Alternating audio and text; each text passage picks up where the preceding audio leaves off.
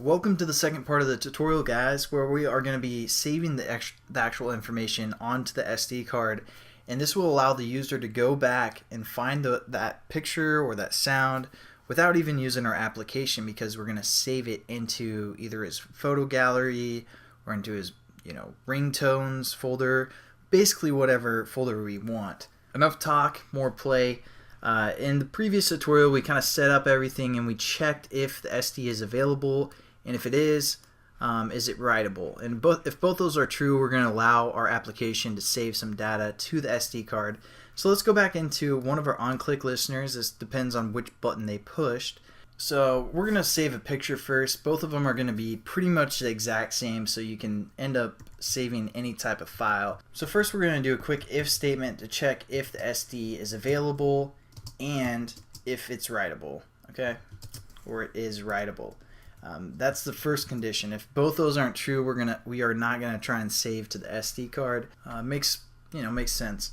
The next thing that we need to do is we need to find the directory where we want to save the file. So we're either going to locate the picture directory, the music directory, the ringtone directory, pretty much any type of directory we want to save to. A lot of these are already defined for any Android operating system, and this will work for any Android application that you're developing that's above or equal to a API level of 8. And since we're doing an Android 2.2, that's an API level of 8, so we're going to be fine. So first we're going to call this the path.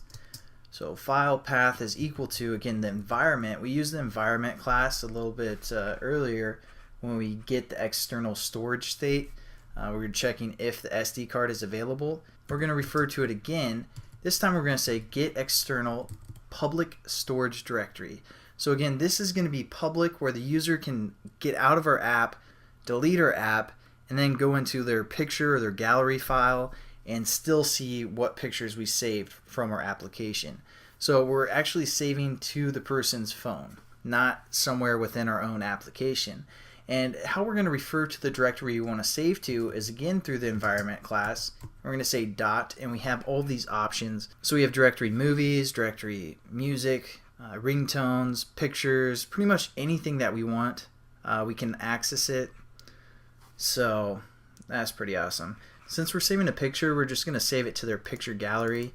So anytime I develop an app, I save a picture of my face in their gallery. And then they're searching through and they're like, who is this guy? Why is there a picture of this guy in my phone? So now we've defined the path where we want to save our picture. The next thing that we have to do is define the actual file name. Picture.jpg or whatever, .png. That's kind of the information we're going to give it now, the specific name. But since again we have an edit text, we're going to refer to that edit text and just get whatever is in the edit text, which is file name. So we're just going to create a string real quick. Name is equal to file name, which is our edit text, dot get text, dot toString, and that converts whatever is in that edit text to a string. Lastly, we're going to combine these two things together. We're going to refer to the directory and also the file name to actually save to the person's phone. So again, it's going to be a file, and this time it's going to be called file. We're going to create a new file,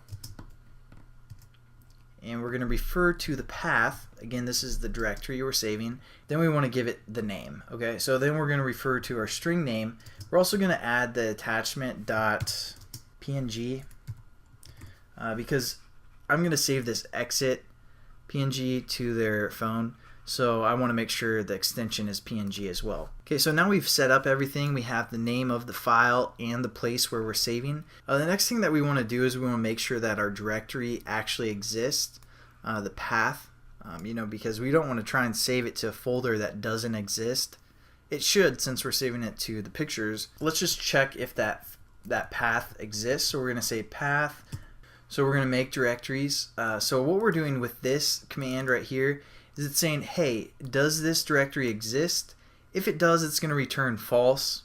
That's kind of like a true or false type thing here. If that directory exists, it's going to return false. If it doesn't exist, it's going to create a directory for us, this specific directory.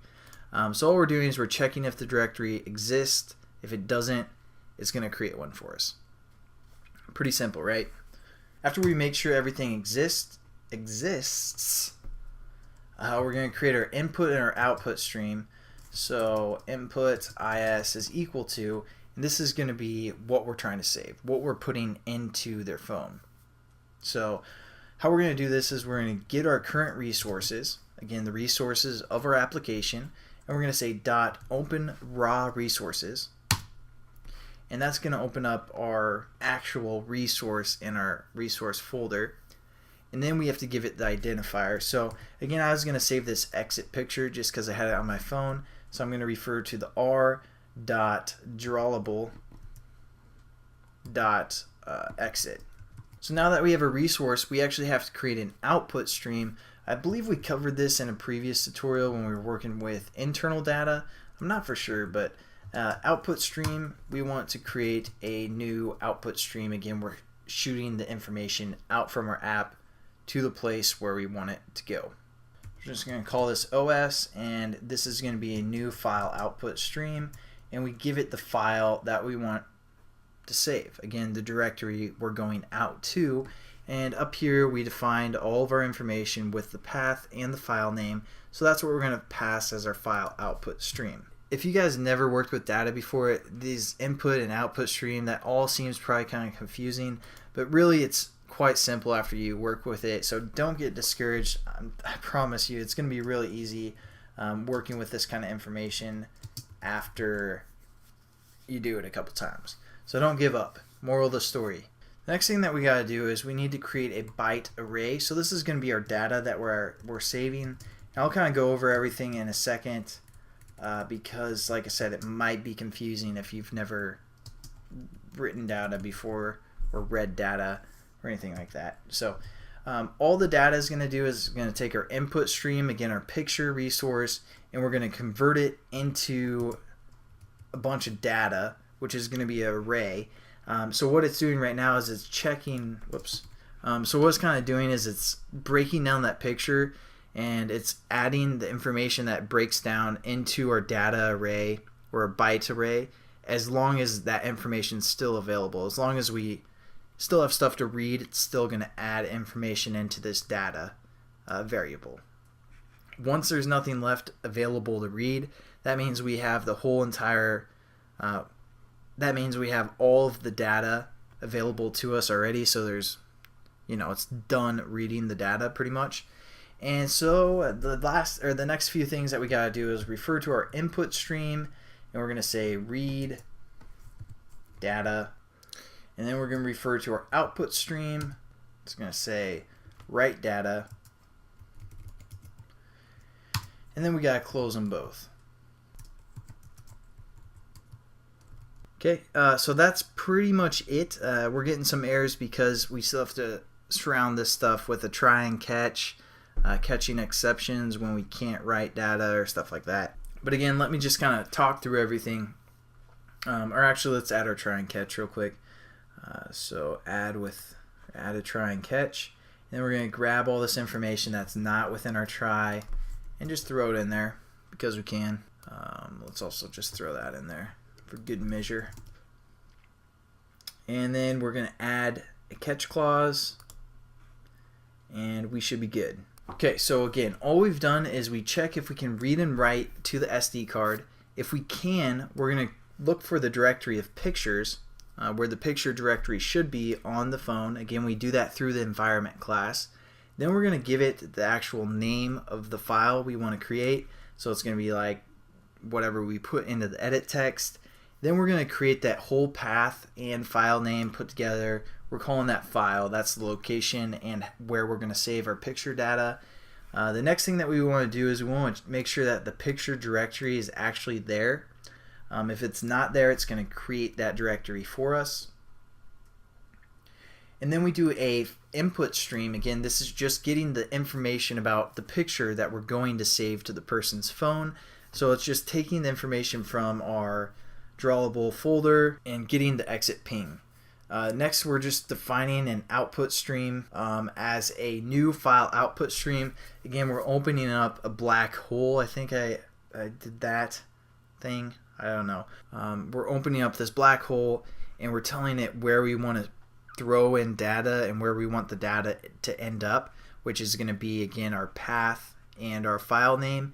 Next, we're going to create a data array of all the information about our picture. Again, we're just going to take any information from our picture, suck it up into the black hole, convert that into a data array. The next thing that we want to do is we want to refer to the input stream. Again, we're reading the information about our picture, or all the data that we gathered about the picture. We're reading that information, and then we're writing that information to the location through the file output stream. Then we have to close both of those things. So that's kind of the basic structure. The errors that we can get is a file not found exception.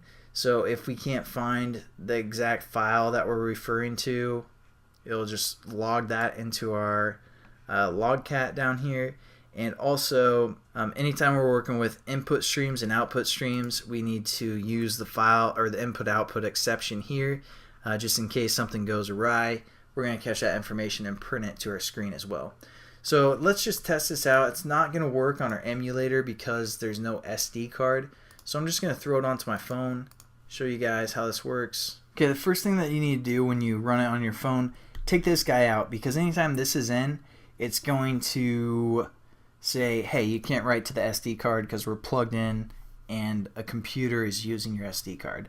So make sure you take that out, let your SD card come back so we can use it. Then open this up, and we're going to save a file.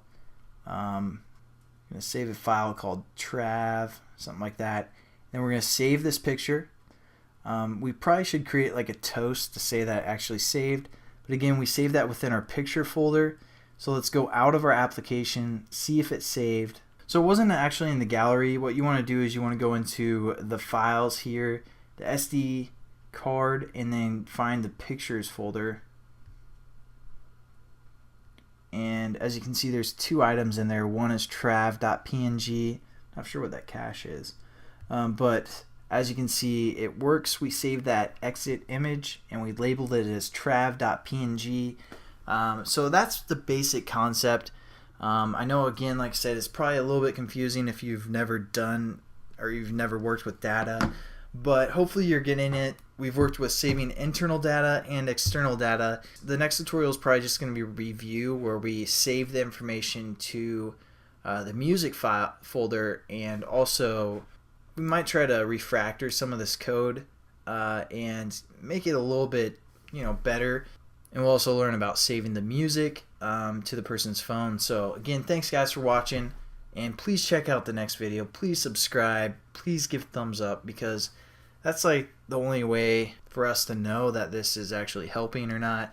So again, make sure you do that, and I will catch you guys later. Hope you're having a great day, and keep it real.